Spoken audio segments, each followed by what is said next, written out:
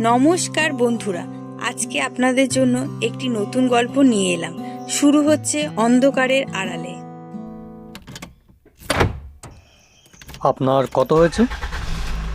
বলছি স্যার, আপনি কি এই বাড়িটা কিনেছেন? হ্যাঁ। এই বাড়িটার অনেক বদনাম আছে, আপনি কিনে অনেক ভুল করেছেন। কেন, কি বদনাম আছে? অনেক ভৌতিক কাহিনী আছে এই বাড়িটাকে নিয়ে। সে থাকুক, আপনার টাকাটা কত হয়েছে? 320। এই নিন। আমি কম দামে একটা বাড়ি পেয়েছি, পুরনো বাড়ি, তাই ঝটপট সেটাকে কিনে নিয়েছিলাম। যদি অন্য কেউ নিয়ে নেয় তাহলে খুব লস। এত কম দামে এত বড় বাড়ি, তাই আর সুযোগ ছাড়তে পারিনি। আমার বিশ্বাস কেউ এই বাড়িটার উপর কুসংস্কার লুটিয়েছে, যাতে এই বাড়িটা বিক্রি না হয়। কিন্তু আমি ওসব কুসংস্কারে কান দিই না। ভূত থাকলেও বা কি, না থাকলেও বা কি, একাকিত্ব জীবন আমার। বিয়ে করিনি, বাবা একজন পুলিশ অফিসার ছিলেন, তাই তার পেনশনেই আজ চলে যাই। আমার যখন 18 বছর বয়স, তখন আমার বাবা মারা যান। আজ 1 বছর হলো আমার মা আর নেই। এই দুনিয়ায় আমি এখন একা। কোনো চাকর বাকর আমি রাখি না, কারণ আমার একা থাকতেই ভালো লাগে। নিজেই রান্না করে খাই। টেবিলে ফোনটা বেজে উঠল। হ্যালো। কিরে, বাড়িটা কেমন লাগলো? বেশ ভালোই রে। তোর বাড়ির অ্যাড্রেসটা আমাকে পাঠিয়ে দে। আমি আর বিমল অফিস থেকে ছুটি পেলেই ঘুরতে যাব।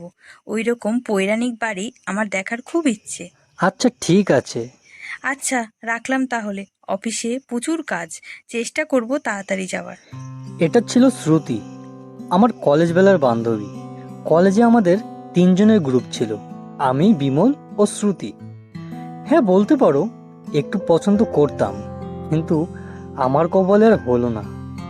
বিমল নিয়ে গেল ওকে, তাই আর মনের দুঃখে কোনোদিন বিয়ে করিনি। এখনো মাঝে মাঝে ভাবি, যদি সেই সময়টা ফিরে পেতাম, তাহলে ওকে বলতাম আমার মনের কথা। নিজের মধ্যে সব দিন চাপা রেখে আজ পস্তাচ্ছি। কিন্তু আমার মতন ভুল বিমল করেনি। ওরা বিয়ে করেছে, এখন ওরা একই অফিসে চাকরি করে। আমিও চাকরি করতাম, কিন্তু এখন আর ইচ্ছা করে না। সব ছেড়ে ভেবেছি বাকি জীবনটা এভাবেই কাটাবো। যতটা টাকা জমিয়েছি, বাকি জীবনটা আরামেই কেটে যাবে। রাতে খাওয়া দাওয়া করে শুয়ে বই পড়ছি। ঘুমানোর আগে বই না পড়লে আমার ঘুম আসে না। এটা একটা বাজে অভ্যাস হয়ে গেছে। হঠাৎ লোডশেডিং হলো। না, কি ভুল কাজটাই করেছি।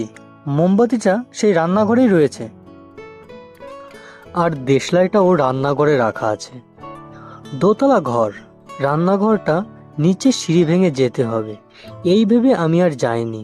চেষ্টা করলাম ঘুমিয়ে পড়ার। কখন যে ঘুমিয়ে পড়েছি বুঝতে পারিনি।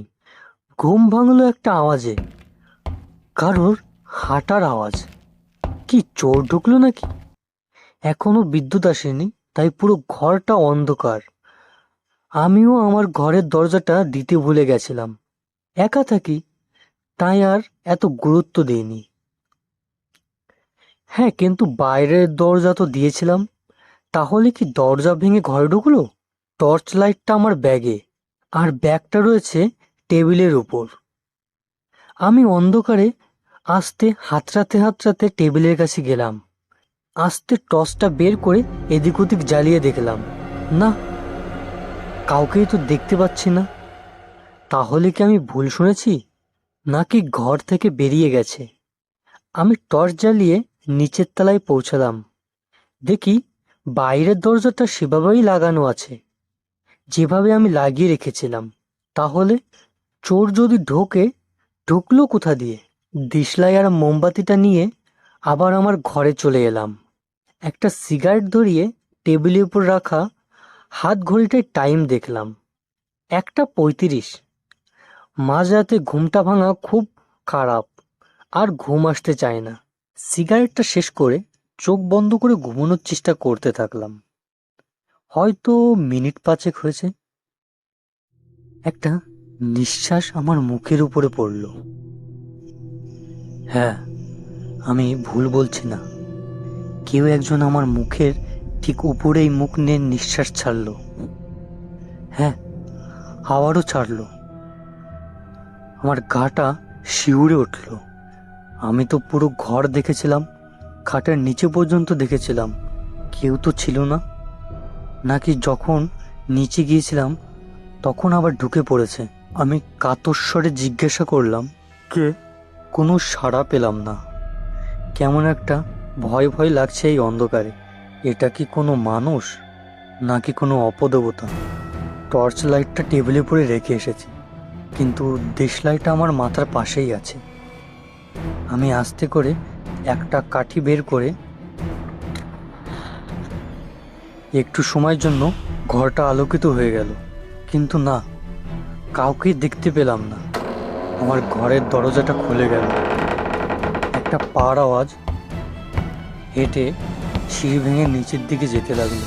আমি তৎক্ষণাৎ উঠে টেবিল থেকে টর্চটা ধরলাম, দৌড়ে গিয়ে সিঁড়িতে লাইট মারলাম, কিন্তু না, কাউকে দেখতে পাচ্ছি না। কিন্তু একটা ছায়া, অদৃশ্য এক ছায়া দেখতে পাচ্ছি। সেটা কোনো মানুষ নয়, শরীরহীন এক ছায়া। আমি আবার ঘরে এসে দরজাটা বন্ধ করে মোমবাতিটা জ্বালিয়ে নিলাম। জানি আর ঘুম আসবে না, তাই টেবিলের সামনে রাখা চেয়ারটায় বসে ভাবছি এখন কি করব। হঠাৎ চমকে গেলাম, একটা হাত আমার কাঁধের উপরে রাখা। আমি আর নিজেকে সামলাতে পারিনি, আমার জ্ঞান হারিয়ে গেল। যখন জ্ঞান ফিরল বুঝতে পারলাম দুপুর হয়ে গেছে। আশেপাশে খবর নিয়ে জানতে পারলাম এই বাড়ির পুরনো এক মালিক, সে আমি যেই ঘরে ঘুমিয়েছিলাম সেই ঘরেই গলায় দড়ি নিয়ে মারা গেছিল। এই বাড়িটা ছিল তার ভীষণ প্রিয়। সে চায় না অন্য কেউ এই বাড়িতে এসে থাকুক, তাই সে সবাইকে তাড়িয়ে দেয়, আর যে না যায় তাকে আর কোনোদিন খুঁজে পাওয়া যায় না।